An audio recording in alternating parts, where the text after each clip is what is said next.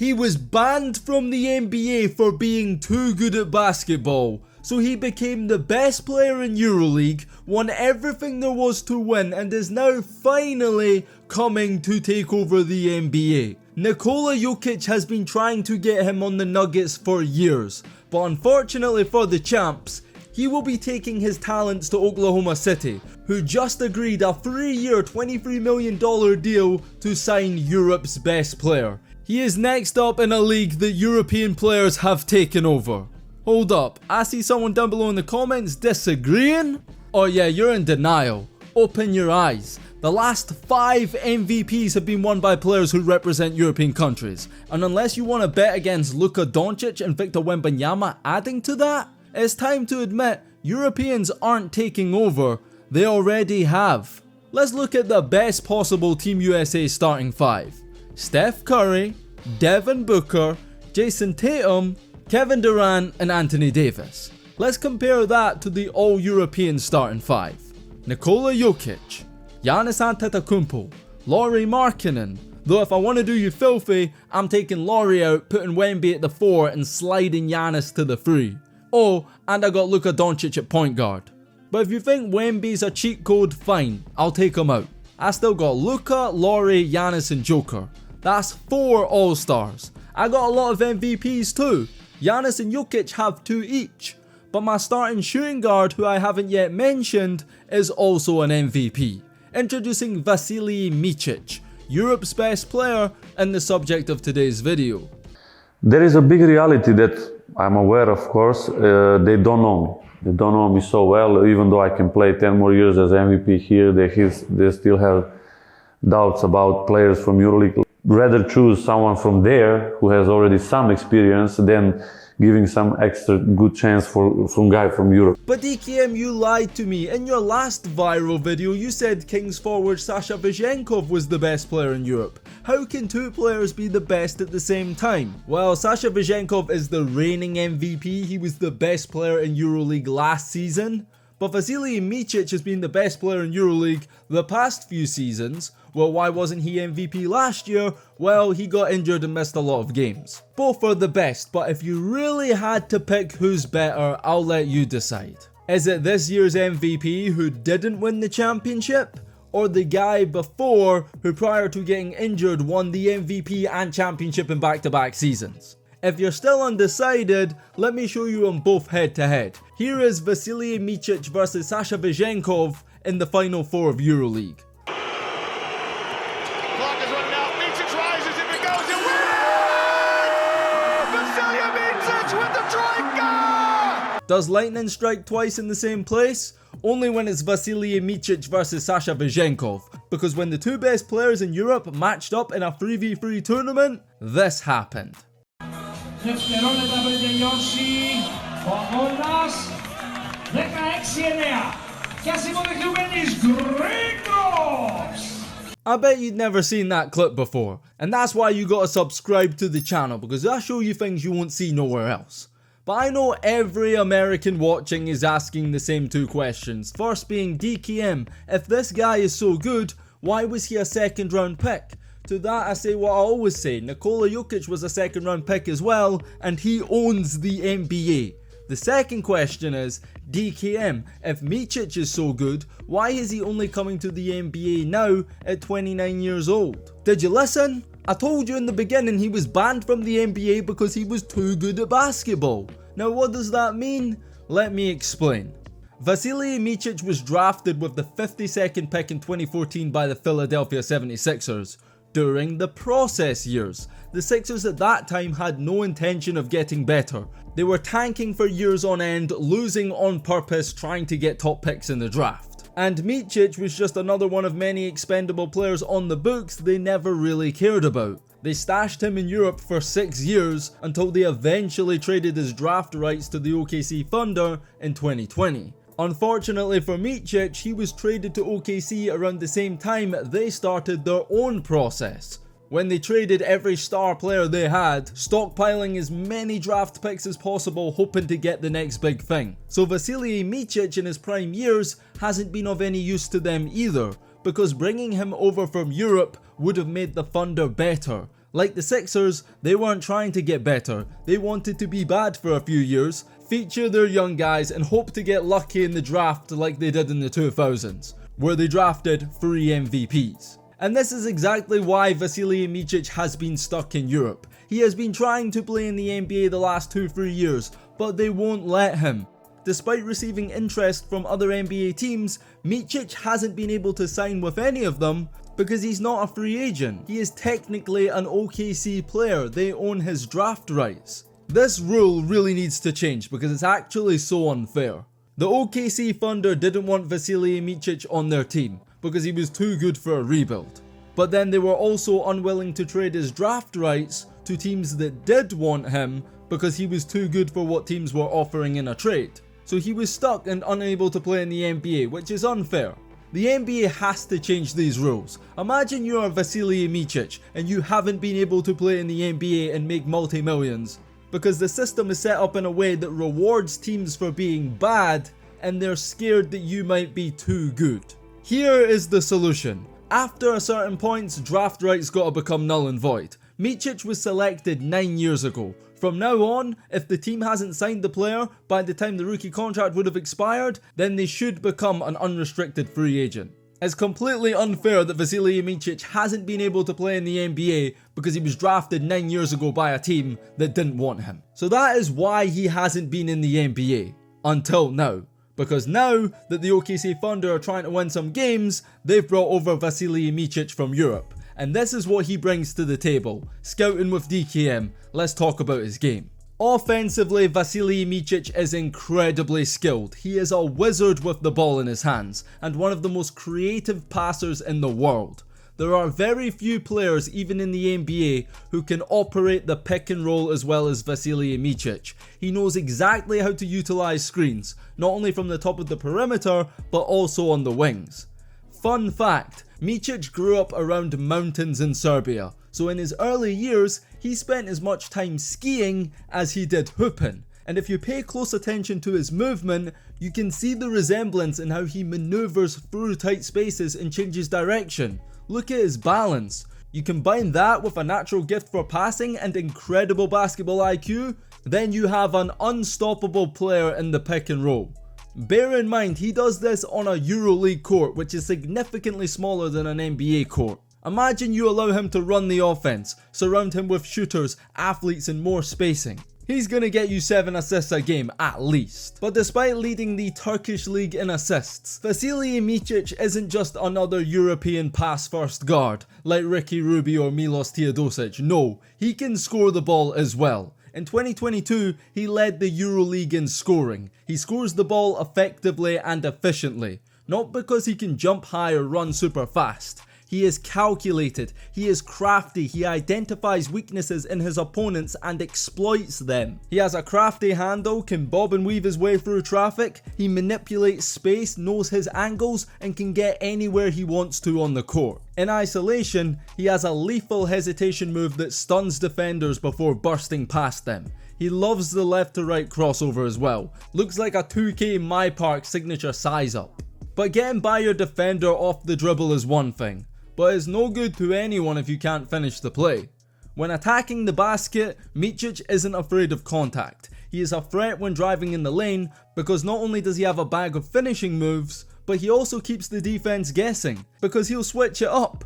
On one play he'll take the ball to the cup and lay it up, the next he'll kick it to the corner, and sometimes he'll dump it off to the big man in the lane. Now passing and scoring is great, but in today's NBA, you're only as good as your jump shot, barring a few exceptions. So how good is Vasilije Micic as a shooter? He is consistently an above average shooter, who can be an elite shooter. Last season in 22 league games he shot 46% from the 3-point line on 7 attempts per game. In 30 EuroLeague games that same season he shot 35% from 3. Obviously the EuroLeague is higher standard than the Turkish league, but still 46% and 44% from 3 in back-to-back seasons is very impressive.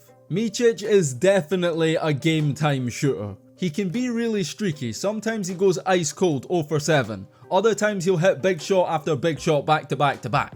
Vasilije Micic also attempts a lot of difficult shots. He isn't just a catch and shoot guy, nah. One of his go-to moves is the between the legs step back 3, Dame Lillard-esque. He also takes a lot of shots from deep, making him a threat from the moment he passes half court. I know you're sitting here watching thinking he's nice, but I'm not going to pretend he doesn't have weaknesses. Vasilije Micic is very one-handed. He doesn't really like to finish with his left, and will almost always lay the ball up with his right, even when driving left. He gets away with this in Europe, but against bigger, taller and more athletic big men, he's going to have to learn or at least be more willing to finish with his left. And at his age, is that something he's going to develop now? It's unlikely. Defensively, he's not great by any means, and the effort isn't always there. But then again, he is one of the most ball-dominant players in Europe, and guys who have the ball in their hands all game tend to take plays off defensively to preserve energy. In OKC, he's not going to be that guy, so at least from an effort standpoint, he may give you more on defense in the NBA, like he does with the Serbia national team playing alongside Nikola Jokic. And with that, we transition to the next part of the video where I express some concern for Vasilije Micic. I have no doubt he can be a really good NBA player, a starting guard with a key role on a team. I think in terms of what he can do individually, he can be better than Sasha Vezenkov. But I'm not worried about Sasha Vezenkov's transition because he's in the perfect situation. Him and Sacramento are a match made in heaven. He's going to be a very efficient key contributor on what I expect to be a contending team. Vasilije Micic, on the other hand, his fit with OKC is questionable, because there is only one basketball and Micic needs it in his hands. Is that really going to happen in OKC, where they already have an all-NBA player in Shai Gilgeous-Alexander? You got Josh Giddey averaging 6 assists per game. Heck, Chet Holmgren is a point center at times. You look at the depth at the guard position, Trey Mann, Isaiah Joe, Lou Dort, you have to ask, how many minutes is he going to get? How many touches is he going to get? I tell you what though, Vasilije Micic is a professional. He is a versatile player who will adapt and no doubt find ways to be effective. He's going to be a great veteran to the young guys, but he might not be the best version of himself in OKC. Until the postseason, if they can make it, because if there's one thing we know about Vasilije Micic, it's that when the stakes are highest, he elevates his play. I'm telling you right now, when push comes to shove in the playoffs, he's going to have the ball in his hands more than anyone besides Shai. But Vasilije Micic is a guy who has time and time again exceeded expectations. Whatever they say he can't do, he does. He has proven people wrong his entire career, so who's to say he won't do it again in the NBA? To understand what I mean, you must know his story, so let me tell you about his legendary career so far.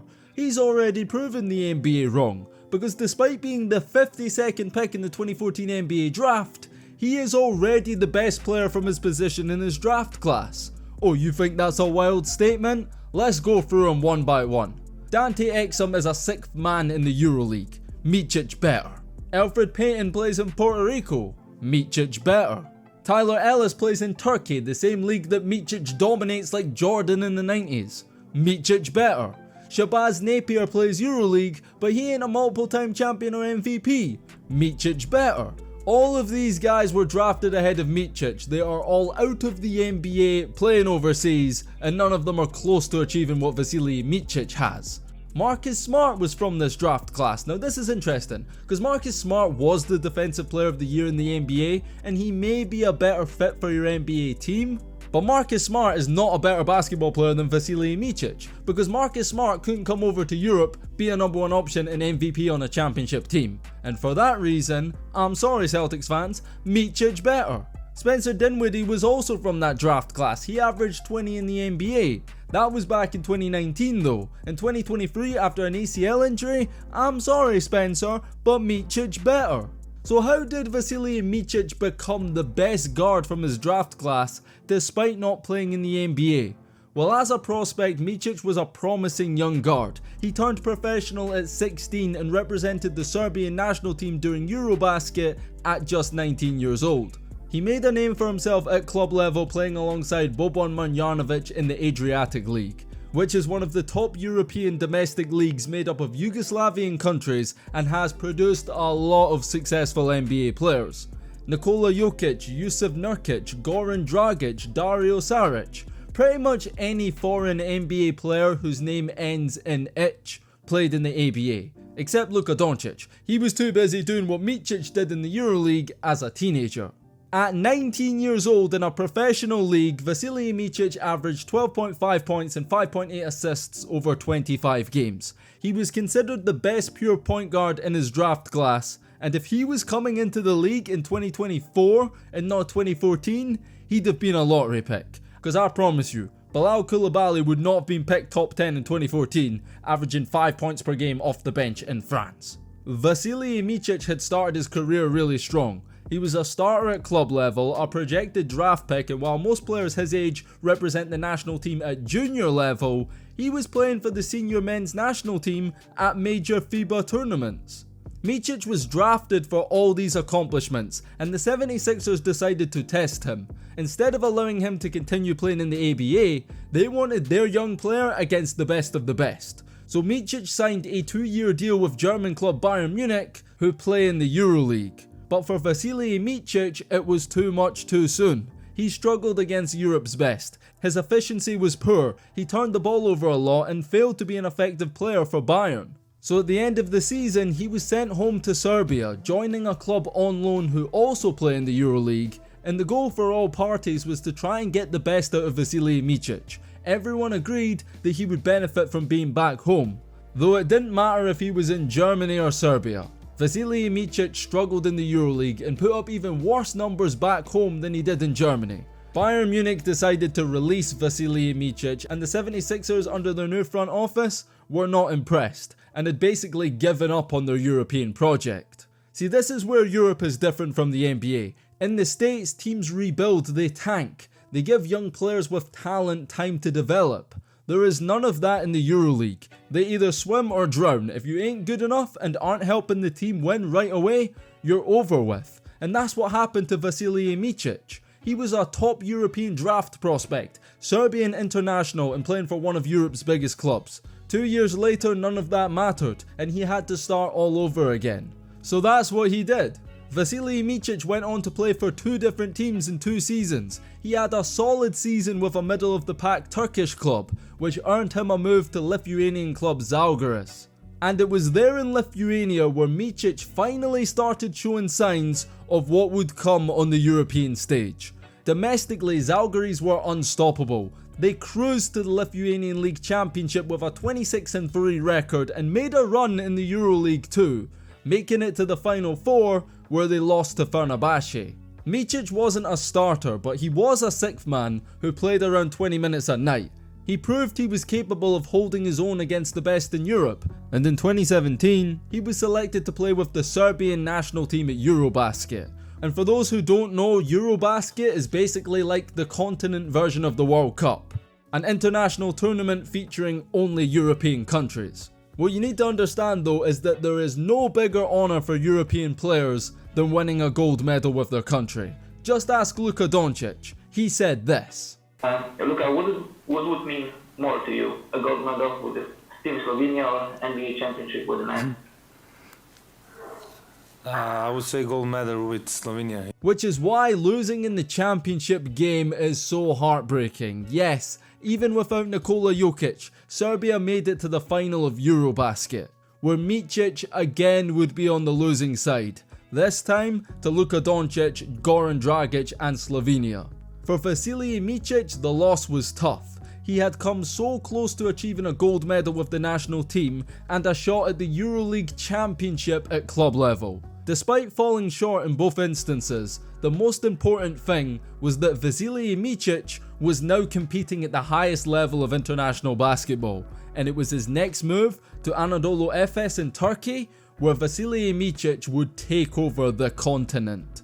Vasilije Micic formed the best backcourt duo in EuroLeague alongside Shane Larkin. Their entire time together, they dominated domestically in Turkey, and made it to the semi-final of the EuroLeague in their first season. They were up against Turkish rivals Fenerbahce, giving Vasilije Micic an opportunity to get revenge against the team who eliminated him in the Final Four the year before. And boy did he get revenge. Vasilije Micic and Shane Larkin combined for 55 points in a blowout win that saw FS progress to the championship game. In the final, they would play CSKA Moscow, the Russian giants who have won the EuroLeague 8 times. For FS, it was a chance to win the first European trophy in club history, and also the opportunity for Vasilije Micic to become a European champion, making everyone in Germany who said he couldn't do it in the EuroLeague look very stupid. Shane Larkin stepped up to the plate. He scored 29 points, the most ever in a championship game. But Vasilije Micic didn't fulfill his end of the bargain. He came through with just 10 points, shot 4 of 13 from the field, and they lost in single digits. Shane Larkin had a historic Final Four. His 59 points over both games were the most in history. Micic had all the help he needed to get it done, and failed. The next season, Anadolu Efes were out for revenge. They were the best team in EuroLeague, they had the best record, and the only thing stopping them from becoming champions was COVID.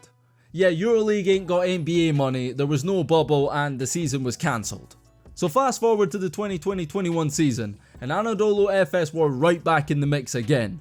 However, this time it was a little bit different. See, in the 2 years prior, Shane Larkin was considered the guy on this team, though it was from this point onwards where Vasilije Micic undeniably became the guy for Anadolu Efes. He was tired of losing, he had lost in every way imaginable, it was time to win, and he put together one of the greatest individual seasons in EuroLeague history. He averaged a career high in points, but the only thing that mattered was winning the EuroLeague championship. Standing in their way in the Final Four was CSKA Moscow, the team who defeated FS in the championship game in 2019. Vasilije Micic once again had the chance to get revenge. He had to deliver and he came through. 25 points in the game, 6 assists, 3 rebounds. FS were up 5 with 3 minutes to go, and then this happened. 5 points of deficit once again faced by CSKA Moscow. Offensive foul is the call! Vasilije Micic fouled out of the game. Anadolu had to close the deal without their star man. Final Four MVP Will Clyburn. He settles for a pull-up 3. It's off the front iron. It was close, but the team held it together. Another chance at the EuroLeague title awaited Vasilije Micic, and Anadolu Efes had another shot at history. They played Barcelona in the championship game, led by superstar Nikola Mirotic. This was not going to be easy. Anadolu Efes were comfortable the entire game, up double digits, nothing to worry about, until Barcelona went on a run, coming back from an 11-point deficit to tie the game up with just over 3 minutes to go. All the momentum was with Barcelona. Anadolu Efes were crumbling under pressure. Vasilije Micic was needed now more than ever, and this time he came through. Micic splits the gap, slices to the... Scoring 7 points in the final 3 minutes to secure victory and make history. On the shot, and that'll do it. The final buzzer sounds here at the Lanxess Arena, and Anadolu Efes Istanbul fulfilled their championship destiny. Vasilije Micic had finally done it. The guy who was released from Bayern because he couldn't do it in the EuroLeague had just not only won the competition, but also every other individual award imaginable. In the 2021 season, Micic was all EuroLeague first team, Final Four leading scorer, Final Four MVP, All Europe Player of the Year, EuroLeague MVP, and above all, EuroLeague champion. But doing it once wasn't enough for Vasilije Micic. He wanted to do it again. And in 2022, he did it even better. Because in 2021, Vasilije Micic had one of the best seasons in history. In 2022, Anadolu Efes became one of the best teams in history. And Vasilije Micic continued to improve. He averaged a career high in points, winning the EuroLeague scoring title in 2022. Anadolu Efes made history domestically, but the holy grail in Europe is the EuroLeague. It is the biggest prize above all. And after making it back to the Final Four, in the semi-final game Anadolu Efes matched up against Olympiacos, led by a superstar you should be familiar with now, called Sasha Vasiljenkov. You already know what happened in this game, but I'm gonna show you again anyway. Clock is running out. Micic rises. If it goes, it wins! Vasilije Micic with the troika! From Vasiljenkov's point of view in the last video, it was heartbreaking. For From Micic's point of view in this video, it's legendary. You're matched up against the guy they say is better than you, and you knock down a game-winning free ball in his face to send your team to the final and eliminate his from contention. It doesn't get any better than that. Besides winning back-to-back EuroLeague championships and a treble, that's what was on the line for Vasilije Micic and Anadolu Efes, and the only thing stopping them from doing so was Real Madrid, the kings of European competitions in any sport, 11-time EuroLeague champions, looking to add another at the expense of Anadolu Efes. The game went right down to the wire. Vasilije Micic made several big plays down the stretch. It was a tight, nail-biting game, and here's how it ended. Looking for three off the back iron. Ball is in the air and it's still a loose ball, and there is the final buzzer, and it is all over. Anadolu Efes, a team that had never won a European title, became one of the few teams in EuroLeague history to win back-to-back championships, and Vasilije Micic was the primary catalyst. With 23 points in the final and a game winner in the semis, he, alongside partner in crime Shane Larkin, had turned this Istanbul-based club into a basketball dynasty. The question now was, were they going to three-peat? And the less said about this most recent season, the better. Anadolu Efes finished 11th in the EuroLeague. The main reason for that was health. But if last season was a sign of what's to come, life after Vasilije Micic at Anadolu Efes, yeah, I wouldn't expect to see him back in the Final Four anytime soon. But that just goes to highlight the greatness of Vasilije Micic. His body of work speaks for itself. He overcame all the odds, failed over and over again until he couldn't stop winning. He turned himself into the best player in Europe. And now he faces a new challenge, because he's coming to the NBA as a nobody. Just another European player who won't be taken seriously until he proves it in the States. Though Vasilije Micic is not the guy to back down to a challenge, and he has been waiting a long time to introduce himself on the NBA stage, looking to do over there what he has done his entire career, prove people wrong and win. I want you guys to tell me down below in the comments, is Vasilije Micic going to be the next European NBA star, or is he just another guy from Europe who'll be out of the league in a few years? If you've made it up to this point of the video and enjoyed, subscribe to the channel, like the video and turn on notifications. And on that note, it's DKM signing out until next time, and peace.